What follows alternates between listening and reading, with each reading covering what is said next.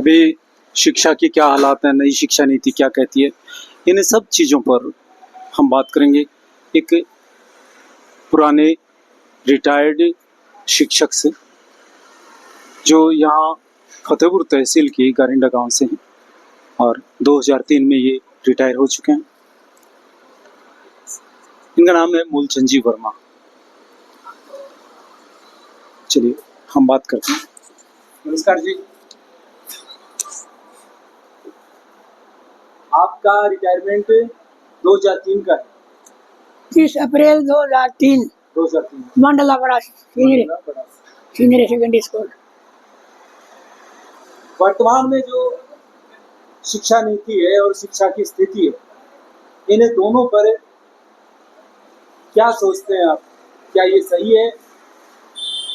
वर्तमान में जो शिक्षा चल रही है, शिक्षा की जो स्थिति है, जिस समय हम पढ़ते थे उस समय में आज में एकदम से बहुत ही रेडिकल चेंज हो गया है, यानी आसमान पाताल का परिवर्तन हो गया है। आजकल शिक्षा एक व्यवसाय हो गया है। शिक्षा की क्या स्थिति?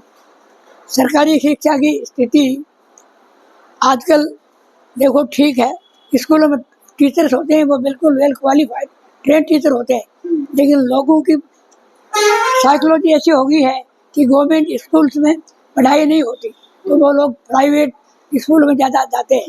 चलिए बीच में एक सवाल, जैसा कि आपने कहा कि गवर्नमेंट लोगों की स्थिति ऐसी हो गई है। चलिए लोगों की स्थिति तो ऐसी हो गई है, लेकिन क्या शिक्षक खुद अपने बच्चों को अपने स्कूल में पढ़ा रहे हैं? गवर्नमेंट स्कूल में पढ़ा रहे हैं? क्यों नहीं पढ़ा रहे हैं? अगर नहीं पढ़ा रहे हैं उनको अपने ऊपर ये विश्वास नहीं है कि गवर्नमेंट स्कूल, यानी वो खुद वहाँ वर्क कर रहे हैं, गवर्नमेंट का पैसा खा रहे हैं, यानी उनका परिवार उसी पैसे से पल रहा है, लेकिन उनको ये विश्वास नहीं है कि वो अपने बच्चों को वहाँ पढ़ाएं। और वो प्राइवेट में क्यों विश्वास नहीं है? उनको ये है कि यहाँ पढ़ाई नहीं होती होगी, जबकि वो खुद पढ़ाते हैं वहाँ। आपके बच्चे गवर्नमेंट स्कूल में पढ़े? मेरे बच्चे गवर्नमेंट स्कूल में पढ़े। वो स्थिति अलग थी, लेकिन आज स्थिति बदल चुकी है। आज का गवर्नमेंट टीचर अपने बच्चों को गवर्नमेंट स्कूल में नहीं पढ़ा रहा। ये बिल्कुल 100% सत्य है। बहुत सत्य है। इसका मतलब गवर्नमेंट शिक्षा जो है उस पर विश्वास नहीं, खुद गवर्नमेंट टीचर का ही विश्वास नहीं है। आम जनता क्या विश्वास करेगी? आजकल मैं आपको बताऊं, मैं तो ये देख रहा हूँ कि गवर्नमेंट स्कूल्स जो हैं उनमें केवल गरीबों के बच्चे ज्यादा पढ़ रहे हैं।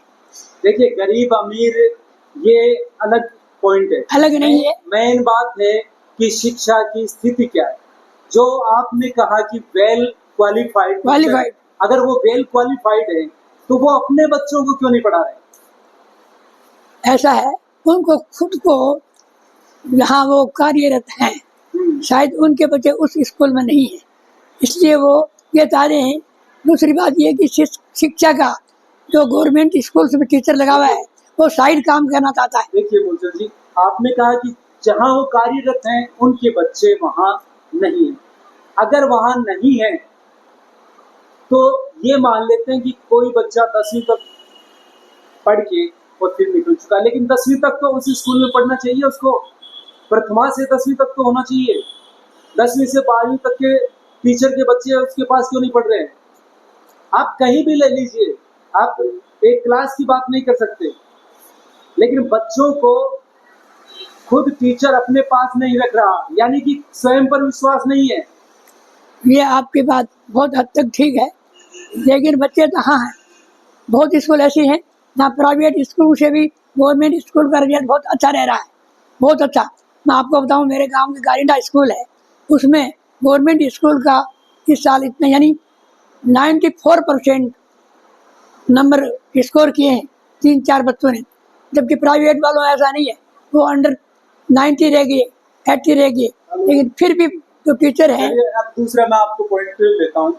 मेरा प्रश्न है कि अगर शिक्षा की स्थिति अच्छी होती देश में तो कबीर को तो आपने पढ़ा है खूब, कबीर दास जी को खूब पढ़ा होगा आपने। हाँ मैंने पढ़ा है और मैं उनको उनके भजन वाणी भी बोलता हूँ, सुन रखा है। भी बोलते हैं? हाँ। तो थोड़ा सा ये बता दीजिए कि कबीर जी ने कहीं पर ये कहा है क्या कि मैं खुद पूर्ण परमात्मा हूँ और मैं फिर से अवतार लेकर के 2026 में लोगों को सतलोक लेकर के जाऊंगा। ऐसा है। तो उनकी साक्षी में मैंने तो कहीं नहीं देखा, कहीं नहीं पढ़ा है कि उसने कबीर ने ऐसा कहा है। कबीर ने ये जरूर आध्यात्मिक था। कबीर जो था वो यानी ईश्वर का भक्त था, और लेकिन ये उसने कभी नहीं कहा कि मैं खुद पूर्ण परमात्मा हूँ और मैं 26वां अवतार दूंगा। ऐसा उसकी साक्षी है, उसमें मेरे सामने तो कभी आया नहीं। हाँ, ये जरूर उन्होंने कहा है, कबीरा खुद ठगाए और न ठगे कोई, खुद ठगे सुख है तो और ठगे दुख हो। ये बात उसने कही है कि खुद कबीरा खुद ठगाए हाँ, और ठगे न कोई, खुद ठगे खुद ठगे सुख होता है और ठगे दुख हो, और ठगे दुख हो, ये कहा है। तो अभी तो स्थिति यही है कि और ठग रहे हैं, ये गलत है, और ही ठग रहे हैं कबीर के नाम पर, और लोग खुद को ठगा रहे हैं और उनको सुख दुख का पता ही नहीं है। और इसका कारण है शिक्षा की कमी, शिक्षा का अभाव। लोगों ने अगर कबीर को पढ़ लिया होता तो ये स्थिति नहीं आती। चलिए हम एक ताजा तरीन मामला लेते हैं। सोनम वांगचुक नाम सुना होगा, अभी आपने, आंदोलन कर रहा है। एक ऐसा शख्स है जो पिछले कई सालों से लद्दाख को पूर्ण राज्य का दर्जा दिलाने के लिए अनशन किए हुए है। आज भी अनशन पे है, वो कर रहा है। कुछ जानते हैं आप उसके बारे में? नहीं, इसके बारे में केवल अभी पढ़ा है कि वो अनशन कर रहा है, लेकिन मैं झूठ नहीं बोलता। कबीर के बारे में मैंने पढ़ा है, और राम जो है ना आपका स्वामी रैदास जी महाराज, उनका लिटरेचर मेरे सामने नहीं आया, लेकिन ये मैंने जरूर देखा है, एक जगह सुना है कि कबीर जी और उनकी पत्नी पानी पीने के लिए आए, और उनसे रैदास जी मिलना आए, तो रैदास जी ने एक इसमें से भर के पानी अपनी पे कटोती ने उसी में से गिलास भर के दे दिया, तो कबीर जी ने तो अंदर डाल दिया, पिया नहीं, और उनकी पत्नी ने पी लिया। आपसे एक व्यक्तिगत प्रश्न है। हाँ, बोलो। अब तक का आपका जो जीवनचर्या, पहले तो ये बताइए आपकी उम्र कितनी होगी? मेरी उम्र 87 कंप्लीट हो गई। 87 कंप्लीट हो गई। तो 87 कंप्लीट होते होते आप अपने आप को पूर्ण संतुष्ट अनुभव करते हैं कि आपने अपने जीवन में जो भी कर्तव्य आपको मिले वो सही तरह से निर्वहन किए? बिल्कुल निर्वहन किया, और मैंने जैसे आप सरकारी शिक्षक रहा हूँ, तो आप अच्छी तरह से आपने सरकारी शिक्षक का कर्तव्य निभाया? पूरा निभाया, और पूरा नहीं, तो मेरे विद्यार्थियों को उपास्य देव मानता था कि आप मेरे उपास्य देव है, आपसे बढ़कर आगे मेरा कोई देवता नहीं है। क्यों कि बच्चों के माता पिता हमें भगवान समझ के हमारा पास भेजते थे, और हम उनको पूरी निष्ठा से पढ़ाते थे पूरा। और मैंने MA इंग्लिश का हूँ, एक शिक्षक है। ये बताइए कि हमारे यहाँ घूम फिर करके एक बड़प्पन की बात सिर्फ देवता पर ही आकर के क्यों टिक जाती है कि सबसे बड़ा देवता? ये कोई क्यों नहीं कहता कि मैं एक पूर्ण मनुष्य बनूं? ये आपको बताऊं, देखिए, ये लोगों की मानसिकता है, साइकोलॉजी है। देवता आपसे अलग कोई नहीं है, और पूर्ण बन है। Even God is not perfect, ये कहा है। यानी भगवान भी पूर्ण है, उसमें भी कोई न कोई कमी है, लेकिन आदमी को इंसानियत नहीं छोड़नी चाहिए, और जहाँ तक होता है इंसान बनना चाहिए। और नीडी है तो वास्तव में हमारी सहायता के योग्य है, उसकी सहायता करनी चाहिए। दारूगरी है, भीख मंगिया उनको नहीं, अपंग है उसको उसकी सहायता करो, भूखी गाय है उसकी मदद करो, भूखा कोई भी आदमी है, और उसमें तो देवता मानो माता पिता है, उनसे अलग कोई देवता बड़ा नहीं है। माता पिता ही सबसे बड़ी माँ देवता है। बच्चा पैदा होता है, पैदा होते ही माता उसको स्तन से दूध नहीं चुंगाती, पालती नहीं, और उसकी रक्षा नहीं करती, खुद गीले में सोती है, सूखे में बच्चे को सुलाती है। तो माँ है, वो ही सबसे बड़ा देव है हमारे लिए। तो और मुझे लगता है कि किसी भी व्यक्ति की आज के समय अगर कद्र है या उसकी पूछ है तो सिर्फ एक ही वजह से है कि उसके पास वोट कितने। ऐसा उसके है, अलावा किसी व्यक्ति की कोई कदर नहीं, ये मेरा ऐसा है। विचार है। देखिए ये आपका व्यक्तिगत विचार है। नहीं, व्यक्तिगत नहीं नहीं है, सुनिए मैं आपको बताऊं। व्यक्तिगत नहीं है, ये मेरा विचार है। सब कुछ नहीं देख है देख रहा हो आप। ये एनालिसिस है कि आपकी कदर, आपकी वैल्यू इस बात से नहीं है कि आप स्वयं समाज के लिए क्या कर रहे हैं, आप कितने अच्छे, जैसे कि आपने कहा है कि मानव सेवा, मानव आप सेवा। कितने में मानव सेवा कर रहे हैं, इससे कोई मतलब नहीं है।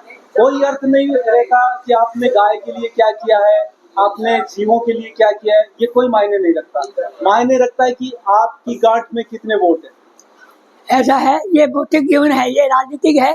मनुष्य के लिए, मनुष्य की आत्म शांति के लिए सेवा करना और अच्छा काम करना ये सबसे बड़ा है।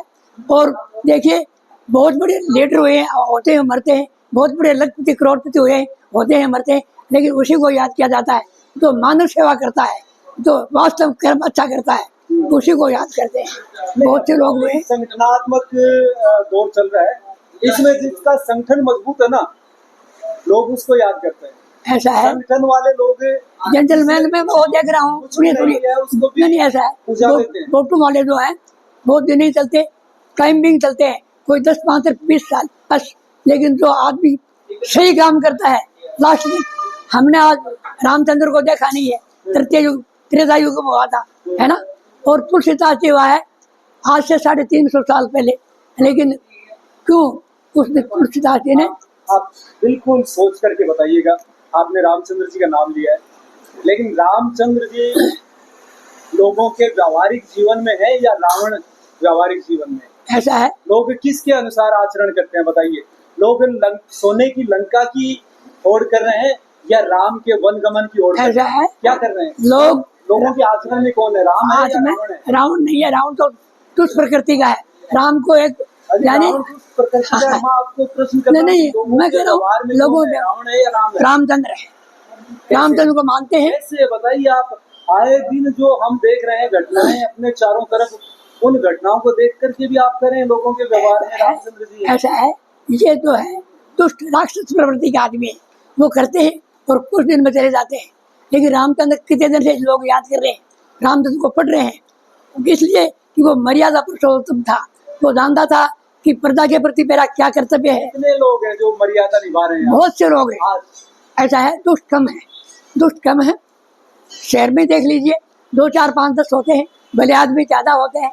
और बदमाशी करने वाले आपने देखा होगा, यहाँ जो ठेकेदार था, है ना, विजय कुमार था, कितने दिन चला गया। और वही अच्छी जिंदगी जीता है जो अच्छे कर्म करता है, 20 की कमाई खाता है, सत्कर्म करता है, वो चलता है और अच्छी जिंदगी जीता है, उसको लोग याद करते हैं। रावण को पुतला जलाते हैं दशहरे एक दिन, क्यों? ये कि देखो उसने कितना गंदा काम किया था, आज भी उसका पुतला जलाया जाता है। और रामचंद्र जी को लोग याद करते हैं क्योंकि उसने भला काम किया, वो समाज के लिए, प्रजा के लिए